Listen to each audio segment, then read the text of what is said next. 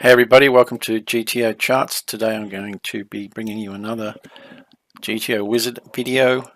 This time I'm going to take you through the practice sessions, or one of the practice sessions, so you can train like a pro with GTO Wizard. The screen in front of you now is the control tower guy here. That is, playing with GTO practice mode and having some fun, which we're about to have. So we come here and we just click on, there's a couple of ways to get there. Here is, you click on trainer, play versus GTO opponent, or up here practice trainer, same thing. So let's click on that, and actually I was in the middle of a session, so I will stop that and end it and start from the beginning and take you through how you configure it.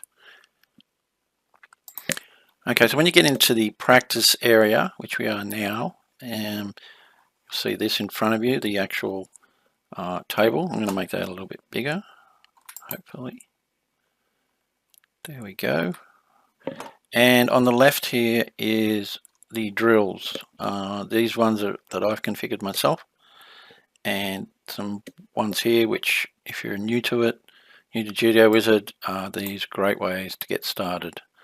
And the one here I have starred is pre-flop to the river, which is the one we're going to have a look at, or maybe a variation of that, which I've configured a bit different. And there's varying different wizard drills that you can go through, from mastering raise first in to blind versus blind, small blind defense, big blind defense, all the good stuff that you need. Also, if you're in the MTT version, there's a whole bunch of drills there. I don't have access to that at the moment, I don't think. Spin and go, same thing, and heads up, sit and goes. A whole bunch of drills there that you can go through. But we are going to have a look at the cash ones today, and NL50.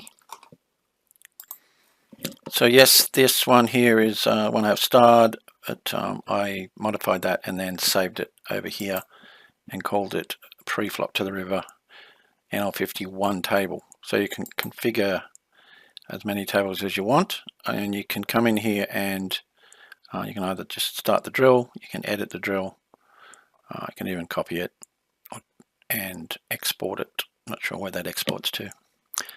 We'll just have a look at edit and have a look at the settings that you need to set up, the ones that I think are important.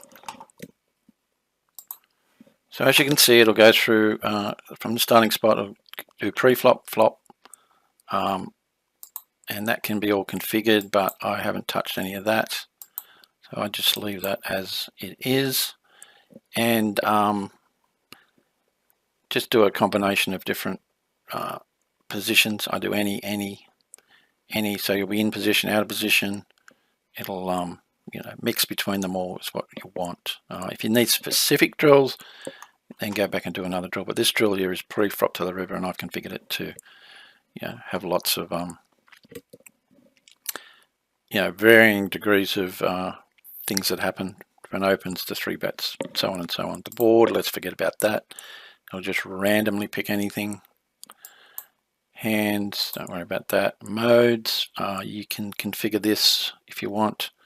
Number of tables when practicing. I mean, if you want to do 4, and the only reason I'd say to do that is if you wanted to practice real life scenario where you're playing 4 tables, and then you could have your time bank set at 15 seconds or whatever. I'm going to turn the time bank off. Sorry, I jumped down there. Difficulty, let's go standard. Input actions, I'd leave all this. Maybe, let's just leave it everything off. But there's a ton of stuff you can configure. But basic, defaults suit most situations. You can show hints, which is really, I leave that off. It's a cheat mode, and I mean, you can use it initially when you first start playing, but we have to try and make some decisions at some point. So I'm going to leave that. So the configuration is very configurable, for want of a better word. But you know, if you just stick to the GTO Wizard drills that is already set up initially, then you'll be fine. So then you start training, which is the fun part, and away you go. And what I want to get to is where I make a mistake, and it will stop every time I've set it up. I think that was back there. I'm not sure if I showed you where you can set it up to quickly go back. Actually, I think that's here.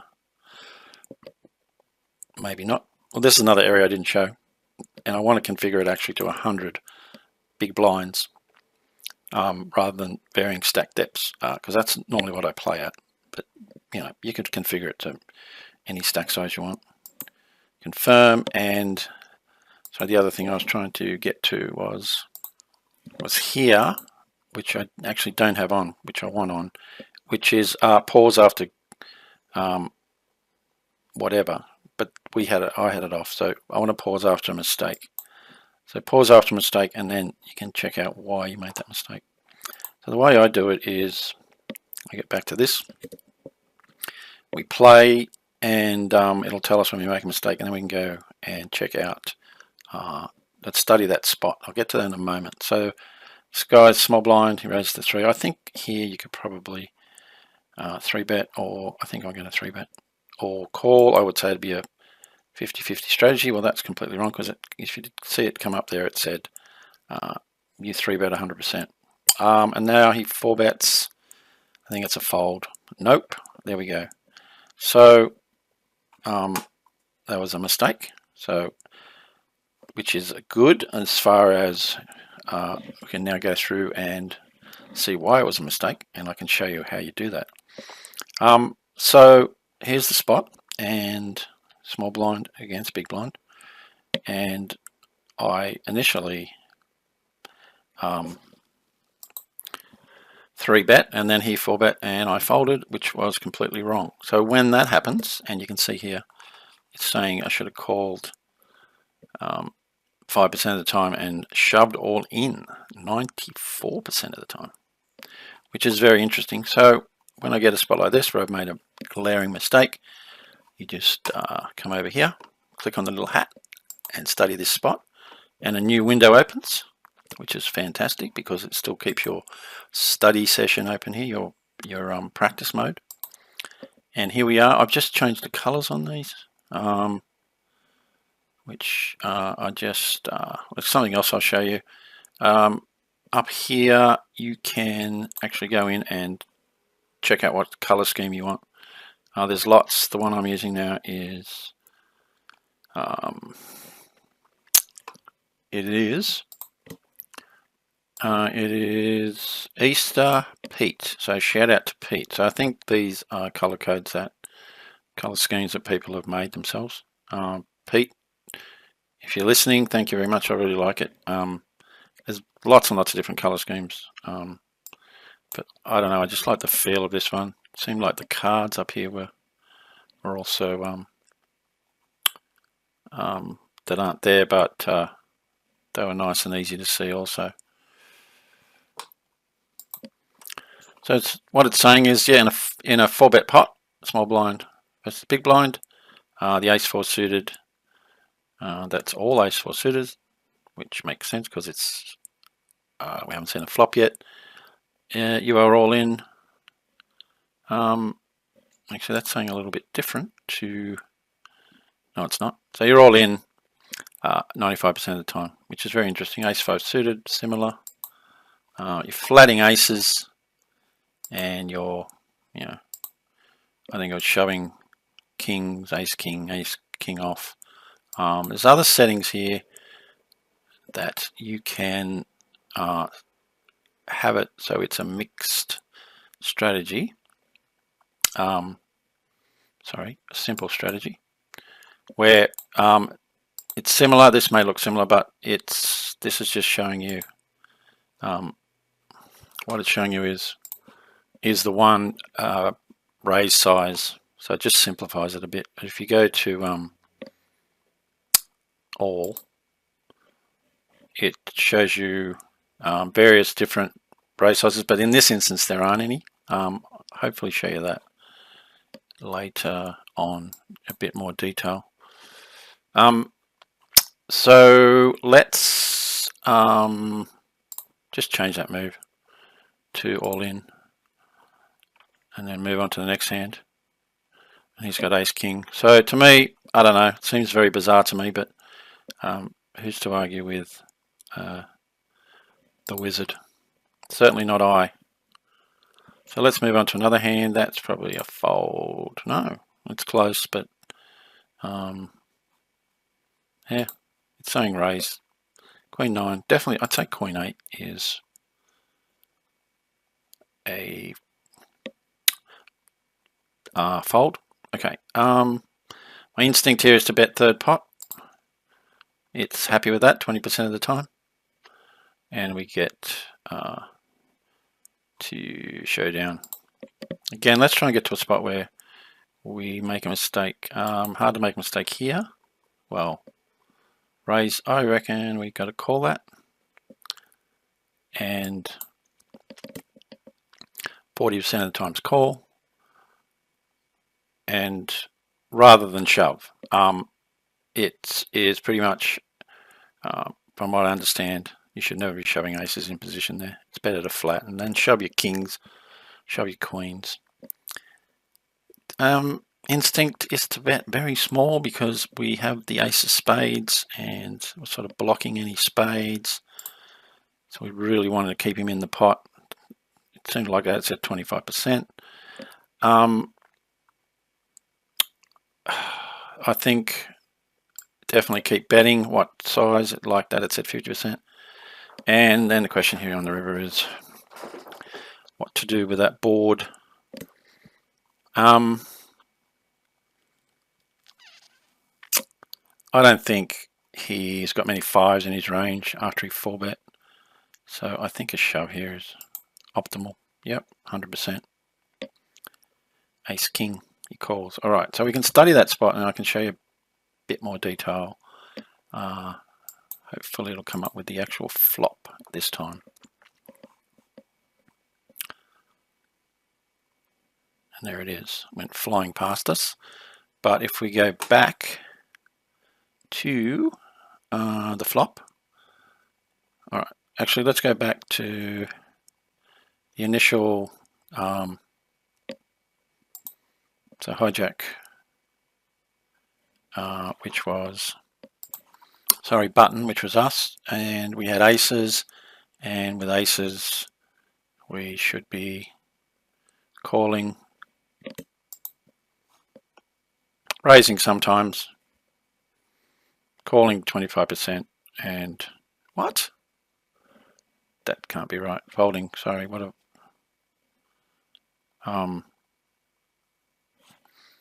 let me just check out what I've done here. Ace jack off. And, oh, sorry, that's your overall range up here. Yeah, okay, sorry. Let's look at aces. Just to clarify this is your overall range. Down here is the aces. Yeah, obviously never folding aces. And it's saying that your aces, you should, over here's a bit clearer. Or you could look at summary or filters, blockers, but you need to actually be post flop for that. Let's go a bit slower. I feel like I'm going fast. So there's various things you can look at. Let's look at our aces. In here you could mouse over that and it gives you the exact breakdown of what you should do. You should raise to 32 about 60% of the time and 40% call.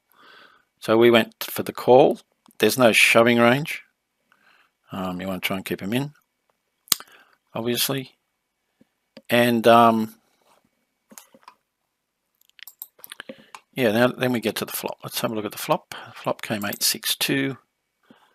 Okay, we'll just confirm that.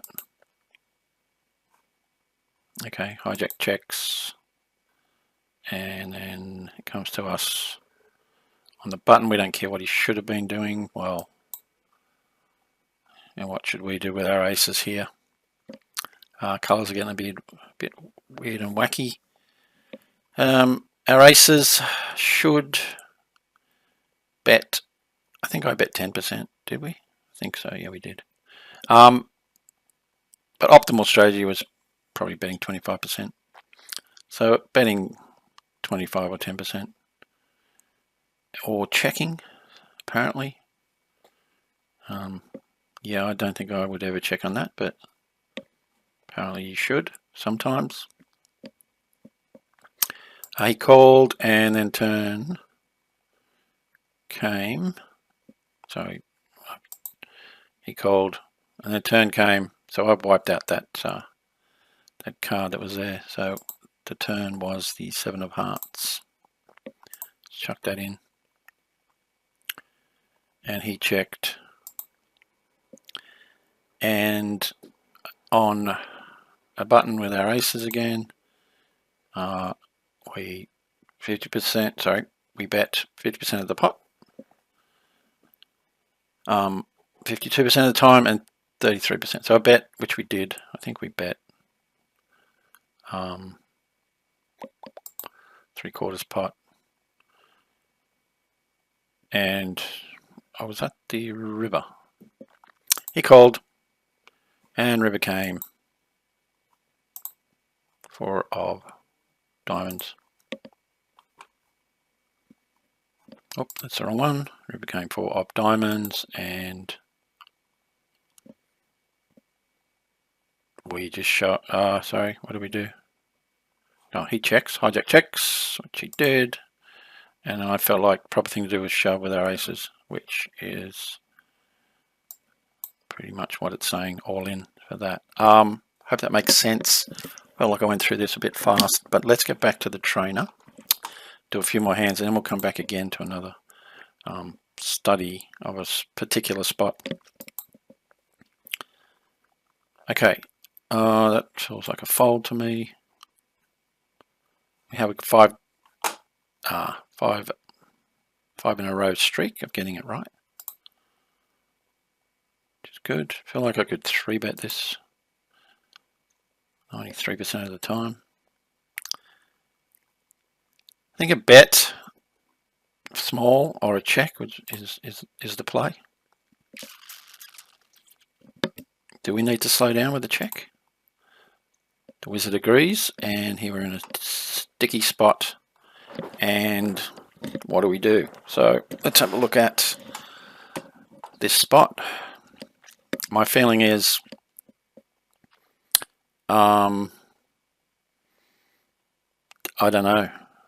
It's a very, I don't know whether calling is the thing to do. What did we have? Ace 5 of diamonds.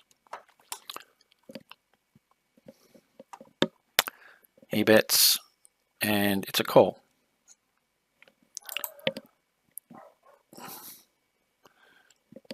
I call 99% of the time. So we're never folding apparently. If we had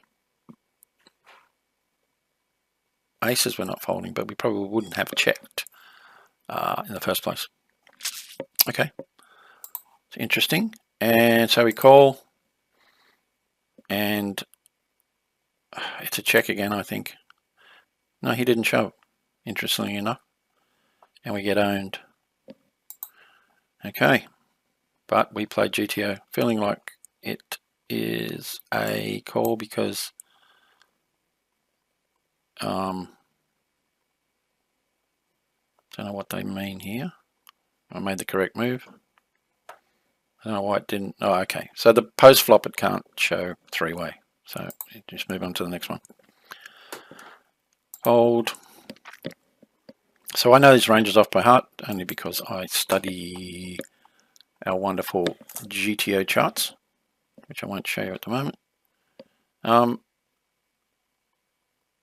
It's weirdly just put me in this spot here without, I thought we started at the beginning. But anyway, well, that's a call with aces. Sure why that didn't start from the beginning. Anyway, fold. I missed something there. Fold.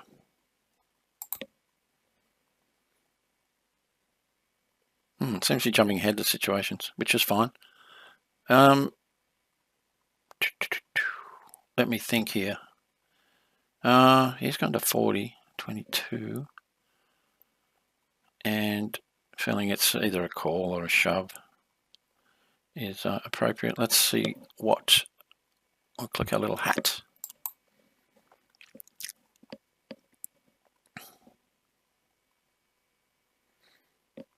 And with our queens, it's a shove.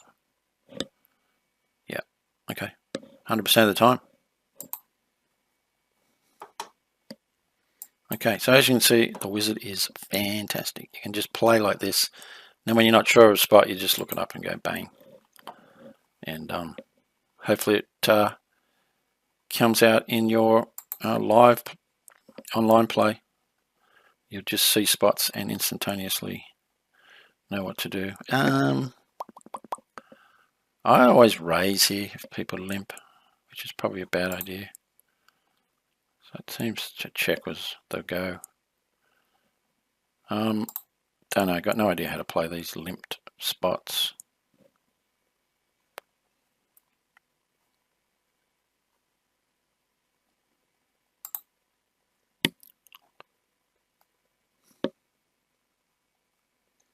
Okay, I'm just going to see what happens if I just to raise it up. That's just a bad thing. Bad idea. Hold 100%. Okay.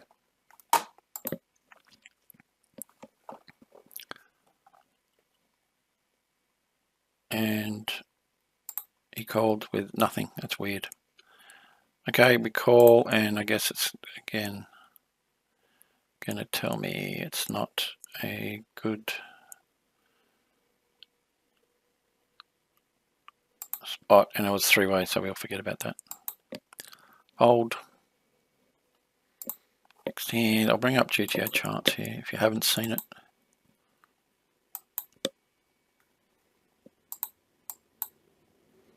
So, which has helped me, yeah, just know these pre-flop spots off by heart. Out of position, oh sorry, yeah, under the gun, he 3-bets. Sorry, it must have gone 3-bet, 4-bet, yada yada. Nothing else to do there but shove. Yep. I find in a live game when someone 4-bets very small like that, sorry, I bet, yeah, he 3-bet, 4-bet. Did he 5-bet? Let's go back. I guess I opened and he 3-bet and I 4-bet and he, and they 5-bet very small. And this is only a sim, but nevertheless, that it's normally aces. Oh, at time it was jacks, they've changed it, so that's interesting. Let's go all in. He has a different hand each time. Okay. Standard spot. Eights, I feel like I raise it sometimes. Call 100%. Just can't continue on that. Okay, I'm just going to do a couple more hands, and let's try and get into another one where we can actually make a wrong move.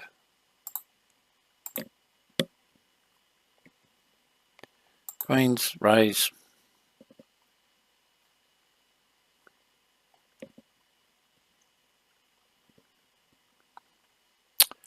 Okay, my feeling here is you could either flat or 4-bet, and let's have a look if the wizard agrees with us. So we're under the gun, a small blind, 3-bets. You'd expect his range to be pretty solid. If we go back here, there's another thing here where you can actually click on info. Yep, and it shows you the ranges of each position. So under the gun is my range, and the small blind, it's his range, it's GTO range, and this is what he should be 3-betting from the small blind with. So aces all the time, kings all the time, and then a mixture of all these, some percentage of the time. And over here is our under the gun range. So with our queens, it is saying that, I think, is that in, let's close that, it's saying in that, not sure whether it's saying,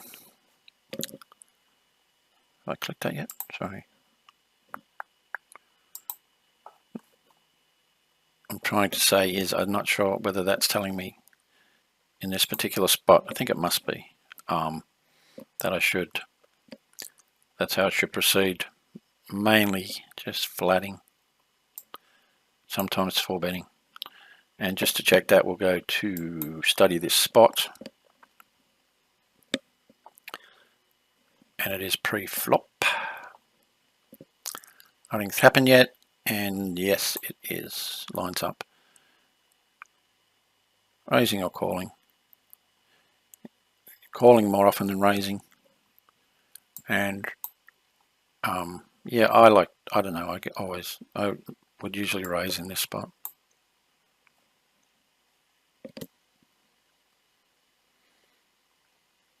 Okay, bet sizing here is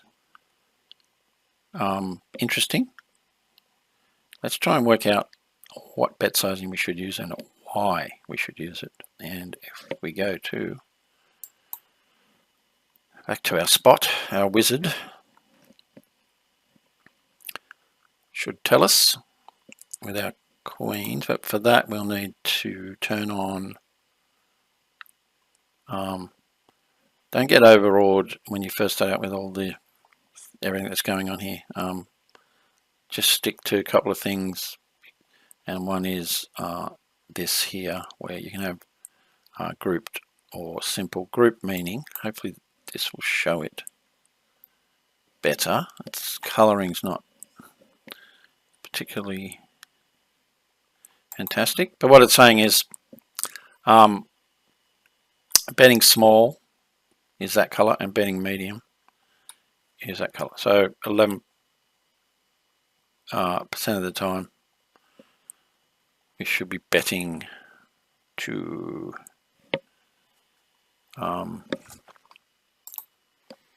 betting to a medium size or betting a small size most of the time. So okay, my initial feeling was I wanted to bet big, but it's saying no. I'm going to bet medium-ish. That king would obviously hit his range. So we go here. Let's have a look now what's left in his range according to the wizard. King, king. Ace, king off, still there. So not a lot of kings, but a lot of other stuff. That's interesting to look at. That our range has more kings in it than his. So with that in mind, it seems like that we should keep betting. Although it's saying check your kings, interestingly enough, most of the time, but king, queen suited, king jack, king 10. For that particular hand, it's a check most of the time.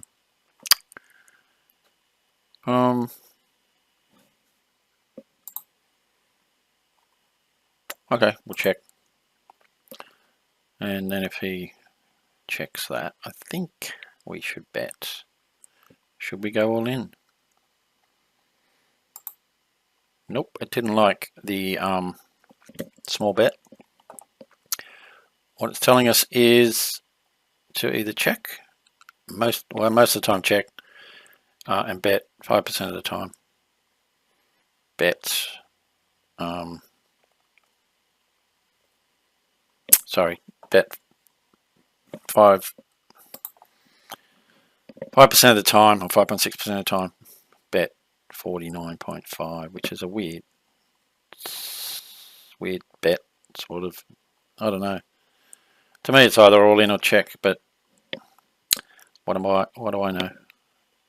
The wizard knows best. Let's have a look what other hands on this river and how they play. I'm assuming, obviously, kings are going to go in. Let's click a little hat again.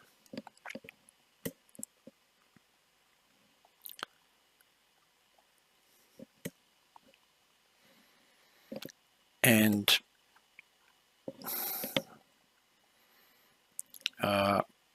so kings obviously go in, all in or bet that weird sizing. Obviously that weird sizing, you're trying to get a call from something, I'm not sure what. And then, I don't know, various other things. Ace 10 suited, betting. Yeah, so on and so forth. Alright, the other thing I want to show you was 6 max cash, charts, GTO charts, don't forget about these. Great for studying pre-flop situations. I'm pretty much at the point now where I can, as you see in that practice session, pretty much know what hands open from what position. I'd say 95% of the time. When you get 3-bet, 4-bet, charts will show you what you should do there. Squeezing is also plenty of other charts, and going to give you a sneak preview of something. Yeah, so if you're into PLO, I've been working on this Pot Limit Omaha pre-flop guru for a while now. It's just taken me forever. As you may or may not know, there are a ton of starting hands in PLO. So to get a pre-flop chart isn't a simple matter. But let me just take you through it quickly. Hope to get this out there in the next week or so. There's two sort of strategies that I'm using here. One is so an early position and late position. So early position under the gun, middle position, and late position is cut off button. And if you don't know, sorry, let's just stick with early position. And your hand class, you pick your hand class, whether it's double suited, single suited, rainbow, triple suited, mono, so on. Now, if you don't know what that means hand class wise, you just open this up here and it shows you double suited, some examples of double suited, some examples of single suited, rainbow, triple suited, etc. So you pick your suit. Let's say you're double suited, you're under the gun, and you have Queen 8 suited with some other suited, and you don't know whether to open it or not. Well, it's quite simple. You have Queen 8 suited, plus if you have Ace King suited, Ace Queen suited, all these, 6-5 suited, you should open them. Anything else, pretty much a fold. And the same for single suited, rainbow, triple suited, and finally down to mono. So great way to work out what hand you should open from what position. Then there's late position, where obviously your ranges get a bit wider. So if we were to take an example to compare double suited, what do I have? Queen 8 against the late position, Queen 8, and we keep an eye on those ranges on the right. You can see that early position, the ranges are very small in comparison to the late position. Opening a ton of stuff from late position, Queen 8 suited, plus all those. That pretty much covers off the early and late position raise first in. But then it gets more complicated, and we've got to start thinking about 3-betting, 4-betting, so on and so forth. That's where this next tab comes in, with the cold calling, 3-betting, 4-betting. And here we work on hand categories rather than hand classes. So there are varying hand categories that I've broken things down into. And if we look here for examples, you'll see aces, Broadway pairs, 3 Broadways plus 1 non-Broadway, double paired, rundowns, so on and so forth, with examples of each. I'll just show you the aces in this chart. This is almost finished. There's a lot that still needs to be done, but aces is finished. So you get aces, and there's raise first in strategy, what to do with those aces, and pretty much all hands get raised when you have aces, when you raise first in. That's pretty easy. Now if you're facing a raise in position, or we just click on that, so you've opened aces, so let's say under the gun, and big blind, sorry, the button 3 bets you. You don't know what to do. Well, most hands you should raise it up. There's examples of that. You should never fold.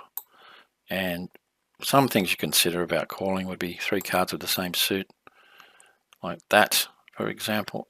Ace of hearts, ace of spades, 5 of spades, 2 of spades, and a very low suit without any additional connectivity, like that, and so on and so forth. And then we go through each, lots of varying possibilities. Facing a 3-bet in position, you should 4-bet about 85% of the hands. Obviously good stuff like ace, ace, king, queen, ace, ace, queen, queen. Never fold. And 15% of hands with aces you should call, and those are ones that with 2 wheel cards, or 2 low cardy wheelie cards, for lack of a better description. All right, feel my voice fading here. But then we go through then when you have Broadway pairs, similar thing of what sort of hand you should raise. You're raising about 35%, folding 65%, with examples of each. So you get the general idea. Not finished yet. Still got to finish off all this stuff here, like mid-low pairs and stuff. Nothing there at the moment, but it will be done hopefully very, very soon. All right, that's it for me. Hope you enjoyed this one. It had a lot in it, and don't forget to look out for this Pot Limit Omaha pre-flop guru coming soon. Don't forget how wonderful the wizard is, and there is a link in the video down below for a free trial and 10% off if you decide to buy it. And of course our wonderful 6max charts and a whole bunch of other charts that you get when you join GTO charts. Prices are good in my opinion. You can get you can pay for a month for $14.95 and you get all these charts, and you can pay for half year or yearly or even lifetime memberships. Okay, that's it from me. Hope you enjoyed it, and until next time, stay safe. Good luck at the tables.